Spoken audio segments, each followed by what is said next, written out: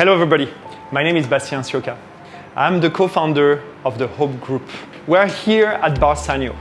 It's a very special venue that was born in early 2020.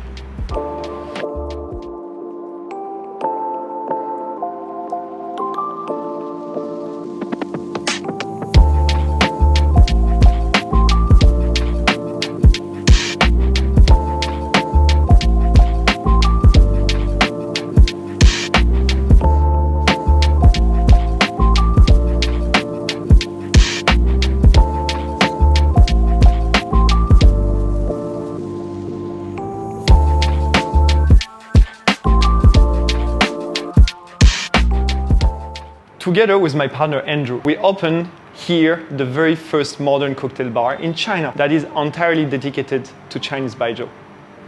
We have been carefully selecting over 400 different spirits sourced from all corners of China and even from overseas. Many of the Baijiu we have are from smaller producers and lesser known brands that deserve a lot of spotlight. Our quest is to create the ultimate Baijiu bar program that hopefully will start a movement across the globe. Our first establishment, Hope and Semi, or Miaotianbingshe, is located in Dongchankou, Guangzhou. The bar is open for nearly 7 years. It's a very elegant speakeasy and jazz bar, yet focusing on ever-evolving creative flavors combinations and edge-cutting culinary techniques when it comes to the creation of cocktails. I'm very proud that located in a lesser known and less traveled city, we have reached a rank of number 74 in the world. We are now 4 years in a row in the prestigious list of Asia 50 best bars. But I strongly believe the concept of SanYou and the amazing qualities and complexity of Chinese Baijiu, combined with the rich amount of Chinese ingredients, many still unknown to most of the global bartender community, has a huge potential. Talking about potential, it's not only with the international bartending community where there's a lot of opportunities for the growth of Baijiu, but more importantly, offering a relevant way of consuming Baijiu to younger Chinese consumers. Trend and habit, everything evolves. Not only in China, but globally, alcohol consumption in the younger generations is lower than older age groups. Modern cocktails with lower sugar content, lower ABV and greater flavor complexity need to become an important focus for Baijiu companies if they wish to attract future generation of drinkers.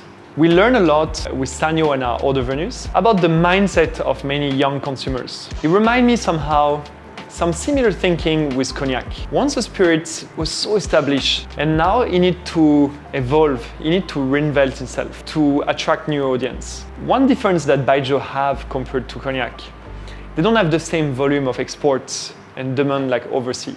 Then the main question is how to create balanced and tasty cocktail with Chinese Baijiu, right? Before to answer this question, it's important to have a good understanding of the spirits as its whole category. It comes with education within the bar industry and toward consumers. Unfortunately, compared with other more international spirits like whiskey, tequila and gins, we are behind. And there's still a lot of work that needs to be done from Baijiu companies. Their understanding of what they produce, what do they want to promote, what goal they want to achieve. SanYou is writing a book in Mandarin and in English about Chinese spirits and featuring a great collection of our signature, our modern cocktail recipe.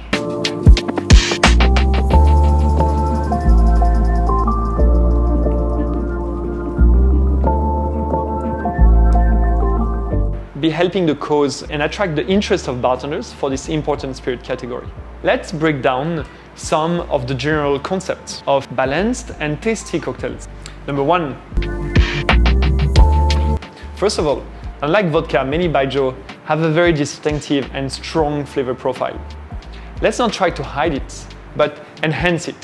And let's get the best out of it in the drink. We can draw a comparison with mezcal, a rebel cuisine of tequila from Mexico. Mezcal, very strong, It's a very expressive spirit. It has a very unusual smoky and harsh profile, but yet many learn how to love it, and is now one of the most trending spirits in the world. If Mexcal can make it, so does Chinese Baijiu. The second point is understanding which Baijiu we will be using. Imagine making a whiskey sour with a very, very strong peated Scottish whiskey, compared using a very smooth bourbon from the States. It's gonna be totally different, right?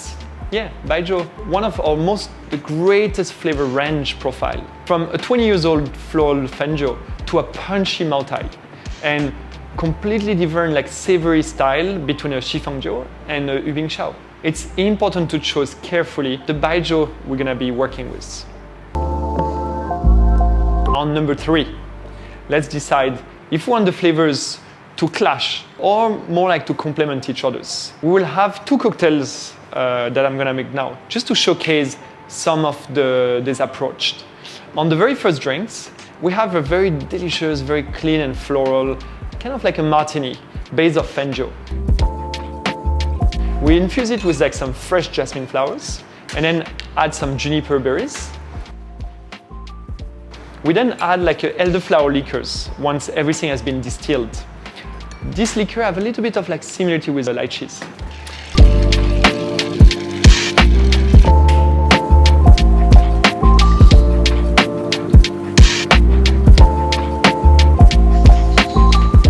Let's talk about like a Maotai milk punch.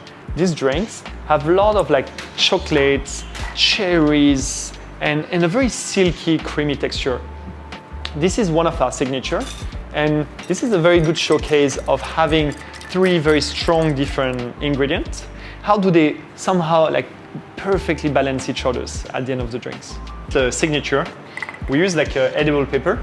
So it's just for the guests to take a bit of time before to try to drink it and learn something. Small fact, like some like fun story about this cocktail.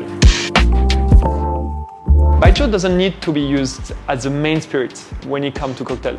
It also can be a modifier, an ingredient that just used with a little bit of quantity add a lot of complexity and depth to the drink.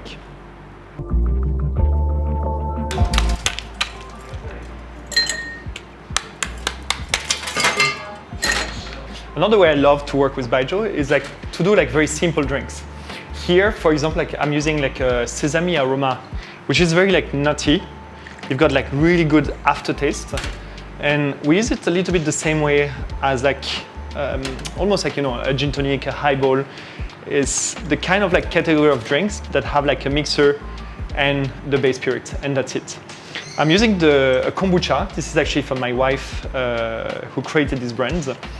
Kombucha is a fermented tea. It originally was created in China, but then now it's like very popular in other countries, in the US, in Australia.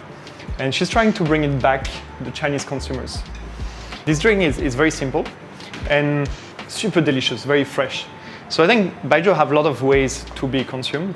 It can go very technical, very forward-thinking, but then also as like an everyday, easy cocktail. It's super delicious. One of the best way to learn about another country is through its foods and its drinking culture.